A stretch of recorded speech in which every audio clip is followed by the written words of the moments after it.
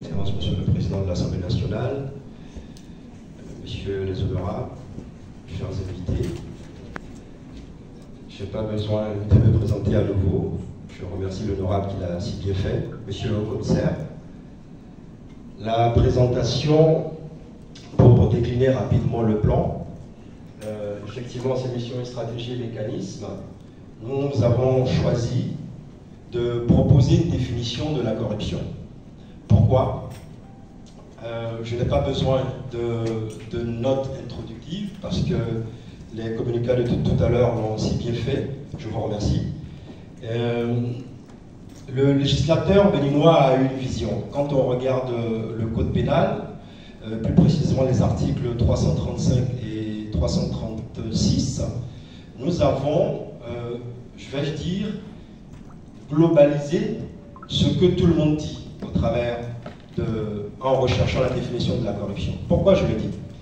Il s'entend que la corruption se définit comme l'acte de toute personne investie d'une mission ou fonction déterminée, publique ou privée, qui sollicite, qui offre, qui donne, qui accepte un don, une promesse, une commission ou tout avantage indu dans le but de réaliser, retarder ou omettre de réaliser une mission entrant dans le cadre de ses fonctions.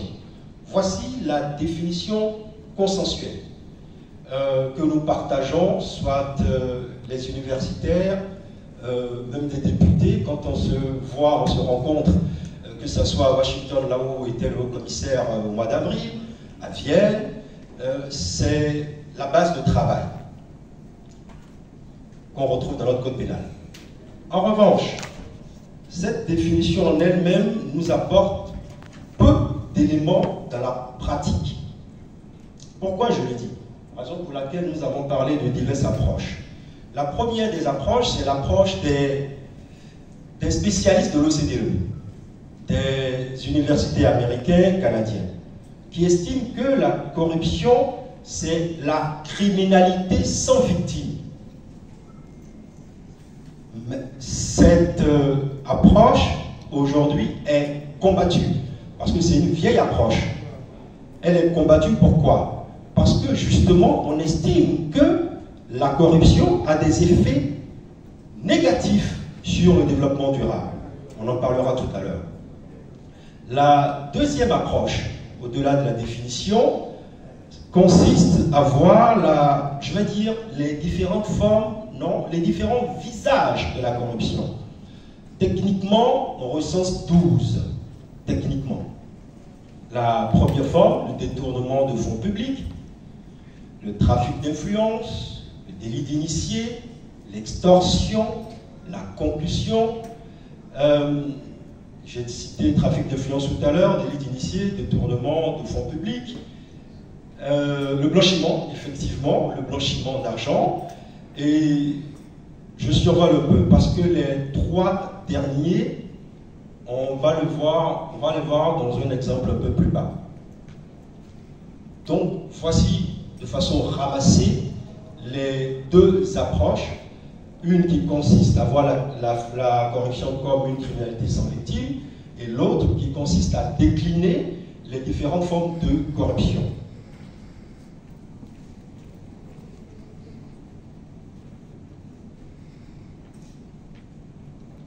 Bien.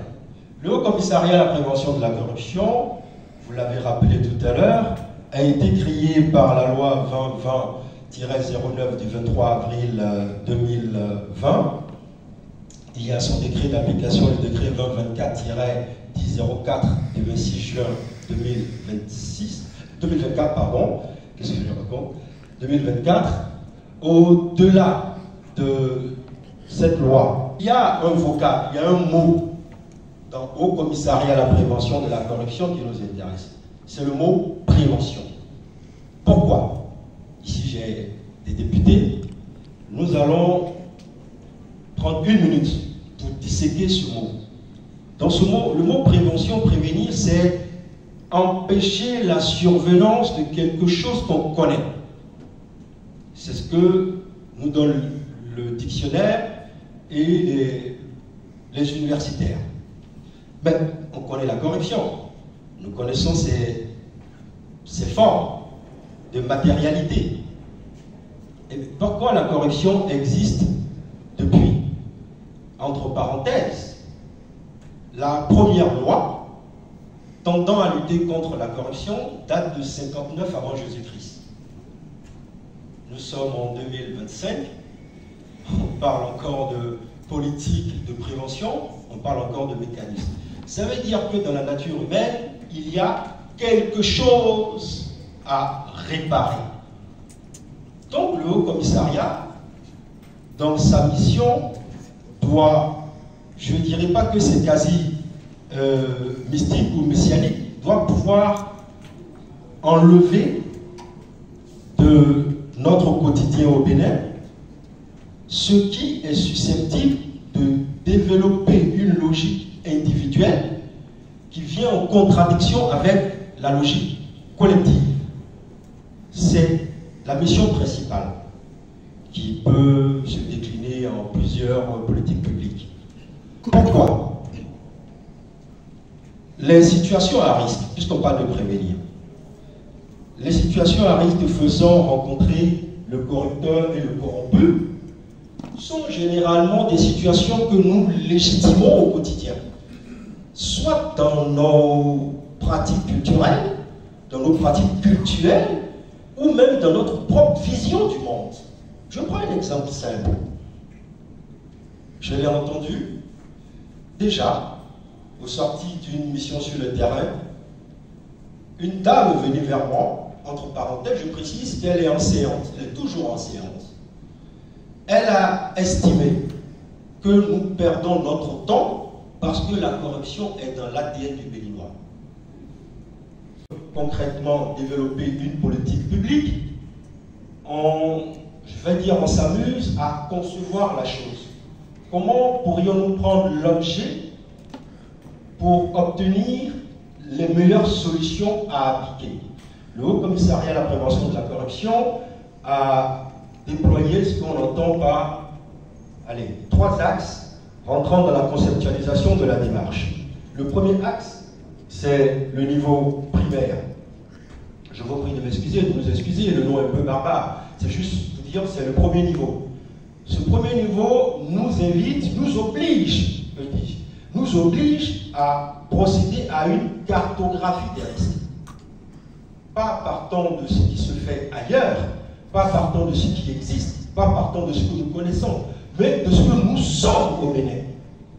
Des particularités ethno-sociologiques. Je n'aime pas trop le mot ethno en tant qu'universitaire.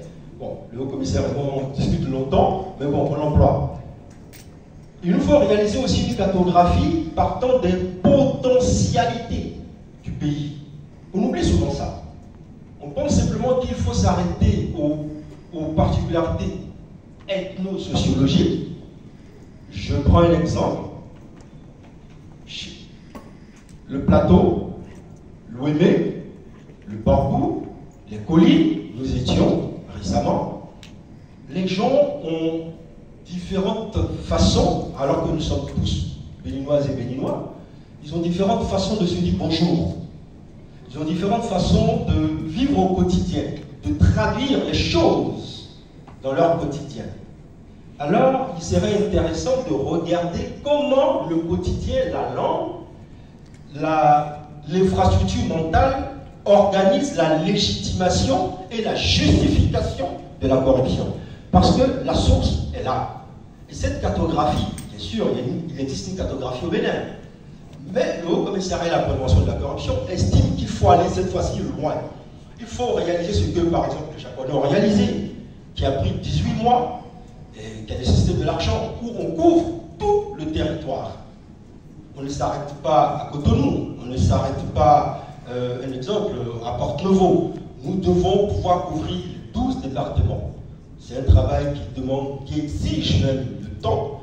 D'ailleurs, il y a un de nos frères bien avisés qui me faisait remarquer que aujourd'hui, nous avons tous corrompu le temps. Donc nous sommes tous aujourd'hui, nous avons été des corrupteurs. Puisqu'il est là, je ne vais pas le dénoncer, nous étions censés commencer à 11 h, la première communication, mais on a débordé. Bon, je ferme la parenthèse. Donc, à ce niveau primaire, quels sont les facteurs à risque? Est-ce que c'est la pauvreté? Est-ce que c'est la paupérisation? Est-ce que c'est le salaire qui ne suffit pas? Est-ce que c'est le goût du luxe? Est-ce que c'est le goût du lucre? Est-ce que c'est un manque de spiritualité? Parce que concrètement, certains estiment, et ça c'est dans la première approche qu'on a partagée ensemble tout à l'heure, certains estiment que s'il y a corruption, c'est parce que l'être humain n'est pas encore parvenu à un niveau fort de spiritualité. Je ferme la parenthèse. Le second niveau de la conceptualisation, c'est qu'est-ce qui existe à l'intérieur des individus. Je prends un exemple concret. Chez le policier, c'est un être humain, mais il exerce une mission, vais-je dire, républicaine. Qu'est-ce que nous pouvons lui apporter en termes de renforcement des capacités, par exemple, lui permettant de passer à ce que dit la loi, à son application. Donc là, il y aura des formations, il y aura des manuels de procédure, et ainsi de suite. Et le troisième et dernier niveau de la conceptualisation, si nous arrivons à bien faire les choses, nous aurons un impact sur à la fois l'individu, et l'individu, pas l'individu agrégé, mais l'individu dans sa mise en scène, ou dans la mise en scène de la vie quotidienne, donc dans le quotidien, va impacter la société qui aura des répercussions, et tout ceci aura des répercussions sur l'État. J'avance rapidement. Alors, les axes stratégiques du Haut Commissariat à la prévention de la corruption, nous avons trois axes. Le premier, c'est détecter et signaler. Le second, c'est éduquer et sensibiliser. Et le troisième, c'est dissuader et sanctionner. Dans le premier axe stratégique, détecter et signaler, je l'ai rapidement présenté même tout à l'heure, on parle de cartographie, bien sûr, parce que, comme disent les Grecs, on parle mais de ce qu'on sait. Mais, ce qui nous intéresse là, c'est les déterminants agrégés. Qu'est-ce qu'on entend par déterminants agrégés? Qu'est-ce qui existe? Je le reprends dans les pratiques représentationnelles, la façon de faire société, la façon de faire corps pour la même République. Qu'est-ce qui existe chez nous, susceptible de pousser toute Béninoise et tout Béninois à la défense de l'intérêt public? C'est ça qui nous intéresse là. Ensuite, mettre en place un système d'alerte et de lancement d'alerte. Bon. Il n'existe pas dans notre pays une loi, on ne peut pas dire un cadre juridique de la protection des lanceurs d'alerte. Mais avant de parvenir à cette technicité, nous devons nous dire quelque chose de très simple. Ce n'est pas parce que les autres le font qu'on doit le faire. Nous devons savoir pourquoi nous le faisons. Il existe en République du Bénin des entreprises qui ont déjà des systèmes d'alerte au sein de leurs entreprises, qui ont des codes anticorruption. Ça existe. Et pourquoi nous devons arriver à loi? C'est la question fondamentale qu'on doit se poser. Pour parvenir à la loi, le Haut Commissariat dispose des éléments techniques susceptibles d'aider les honorables dans une grande réflexion. Il faut déjà cerner qu'est-ce qu'un lanceur d'alerte, qu'est-ce que le lancement d'alerte, quelles sont les conditions du droit au bénéfice, comment nous pouvons avoir une protection efficace et effective. Ce n'est pas l'existence d'un texte qui fait la protection des lanceurs d'alerte. Donc cette réflexion doit être commune. Comment en République du Bénin nous pouvons parvenir à une protection efficace de ceux-là qui participent à la transparence, à dénoncer l'irrégularité, l'illégalité, l'immoralité. On doit parvenir à cette réflexion. Renforcer la transparence dans la gestion publique. Les communicateurs tout à l'heure l'ont dit, effectivement nous n'avons pas de loi, mais il y a le décret, effectivement le décret 2015-035 de 9 janvier. L'idée c'est de sortir de ce décret pour aller à loi. Et en plus d'actualiser ce texte. C'est ça, la relecture. D'actualiser ce texte pour que le document ou ce que nous allons proposer à nos concitoyennes et concitoyens reflète la dynamique en cours et à venir. et le Haut Commissariat, vais-je dire, en train de militer pour qu'on puisse aboutir, j'espère, bientôt à une loi. Éduquer, sensibiliser, bien sûr, c'est le cœur. Je pense que ce second axe, à lui tout seul, il doit avoir de 2026 à 2028, pour le PTA en cours de validation, il doit avoir quelque chose de 32 activités. C'est ce qui nous intéresse. Si je dois résumer, le Haut Commissariat à la prévention de la corruption a l'obligation de participer à la construction ou à la reconstruction d'une infrastructure mentale, de sorte que les Béninoises et les Béninois qui vont prendre le relais puissent avoir une nation fière. L'idée fondamentale, c'est qu'on puisse dire dans 5 ans, dans 10 ans, c'est le pays des hommes intègres. C'est ça qui nous intéresse. Et comment on arrive là? Mais il faut commencer simplement de 2 à 7 ans, de 7 ans à 15 ans, de 15 ans à 21 ans et à 26 ans. Vous l'avez dit tout à l'heure, de présenter au travers de ma pauvre personne la vision du Bénin il y a quelques jours à Vienne. C'est ce qu'on s'est dit, c'est ce qu'on a partagé, c'est ce que je leur dis. Certaines personnes, d'âme, hommes, estiment que le fait d'être investi d'une mission publique m'oblige à... Comment je vais dire ça? J'ai le droit de tout faire. J'ai le droit de participer au détournement. J'ai le droit de me servir. Mais non, nous avons l'obligation de servir ce pays qu'est le Bénin. Nous sommes tous puissants dans cette salle. Nous allons partir. Il y aura d'autres êtres derrière nous. Alors, qu'est-ce que nous laissons? Comment nous laissons cette maison? C'est cela. C'est ce regard que nous devons construire. Sensibiliser les agents de la fonction publique, sensibiliser les acteurs économiques.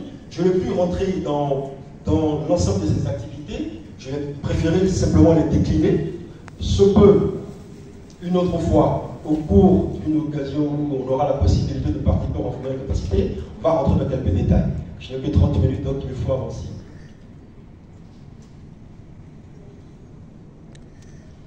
Enfin, dissuader et sanctionner.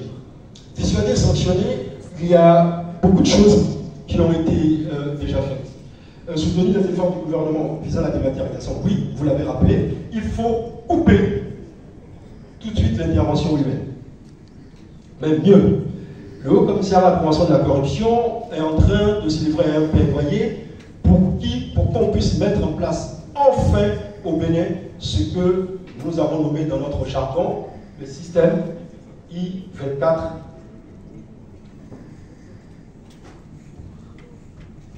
I24-7.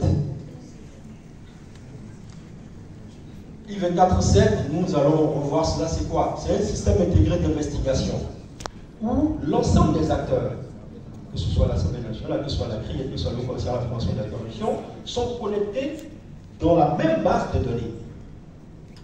L'idée, c'est de vérifier la véritable dématérialisation, justement, de ces services publics. Et, s'il le faut, de lancer en 1 seconde une investigation, une enquête, et l'ensemble des acteurs auront à partager cette information pour dire « Ah, il y a quelque chose qui est lancé parce que nous soupçonnons qu'il y a une faiblesse à tel niveau. » Si on peut parvenir à cela, dans le jargon technique, on appelle ça la théorie des 4 yeux. Surveiller celui qui surveille. Je ne vais pas rentrer dans les détails, on n'a pas le temps. Ensuite, renforcer et sacraliser name and shame. Name and shame, c'est la dénonciation publique. Le Haut Commissariat à la prévention de la corruption a regardé quelque chose. Au Bénin, chez nous, le nom, le patronyme, c'est important. C'est important pour chacun de nous. On estime que la véritable dissuasion revient à placarder, bien sûr, lorsque la justice aura fait son travail, à placarder la photo, nom, prénom, date de naissance et le numéro de l'acte de jugement sur nos panneaux statiques ou dynamiques. Si on arrive à le faire 2 fois, ça va marquer les esprits.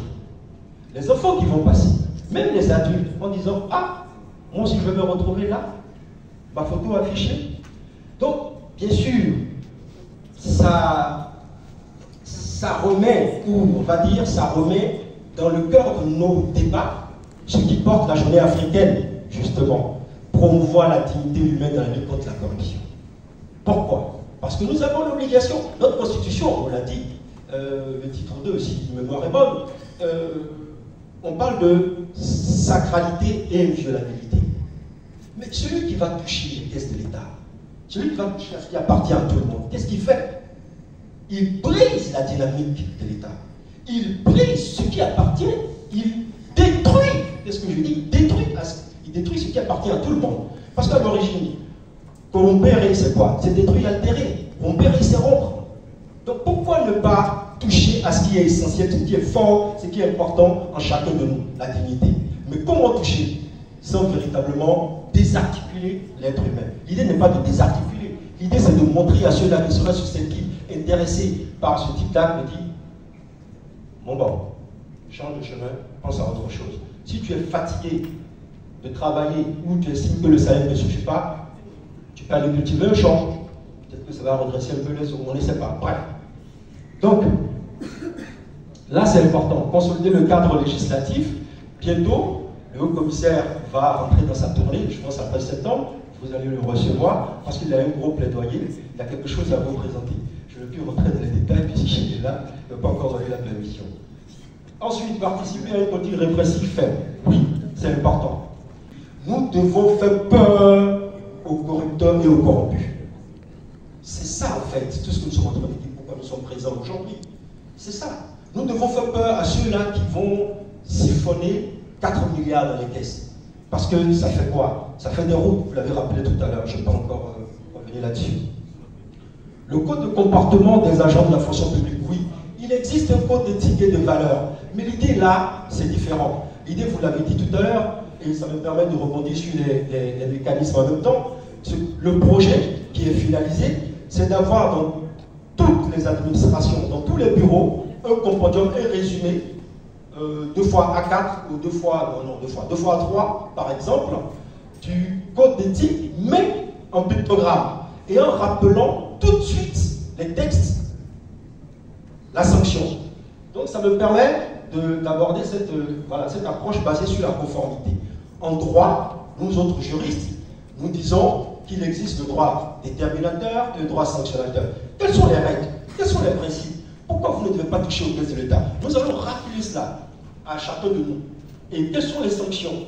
Bon, je disais au directeur de la communication de AGL, Africa Global Logistique, la dernière fois, qu'il est important dans nos formations de montrer aux auditeurs la photo de mislété, des cellules, des geôles.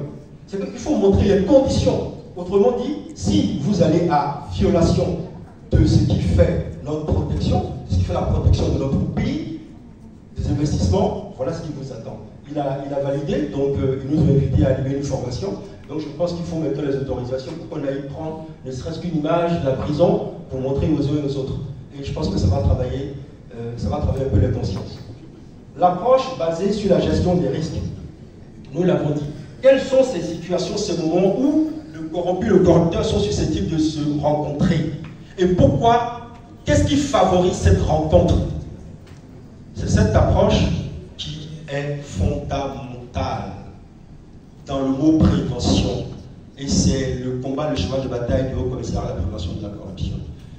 Ce qui fait que le corrupteur et le corrompu se rencontrent, parfois c'est pour des... Je prends un exemple concret et je vais extrapoler le reste. La sensibilisation. Nous sommes dedans. Sur le terrain, c'est très important, auprès de différentes cibles. Approche basée sur les valeurs. Et je vais finir par là. Il est essentiel que chacun de nous, peu importe les titres, les grades, les rangs, puisse se regarder dans un miroir et se dire concrètement, oui, c'est bon d'avoir de l'argent, d'être bien nourri, d'être à l'abri du besoin. Mais quand vous vous livrez à ces infractions à la probité, qu'est-ce que vous laissez de vous sur cette terre? Qu'est-ce que vous laissez du patronyme à Tinéo, par exemple, de votre patronyme? Quel est l'héritage de votre conscience? Oui, on me dira, oh, ça fait votre religieux. Non, c'est le cœur du problème. Pourquoi? Quelle est la valeur que vous partagez avec vous, que vous êtes en mesure de donner à la société? André Gide, et je vais certainement finir par là, André Gide a dit quelque chose de très intéressant, même si je ne suis pas d'accord pour tout le reste, surtout ce qui concerne l'Afrique. Ne peut rien pour le bonheur d'autrui que celui qui n'est pas heureux lui-même. Apprenons à nous donner quelque chose en termes de valeurs pour donner à nos sociétés, à ces sociétés béninoises, pour le rayonnement de notre République. Je vous remercie. Merci beaucoup.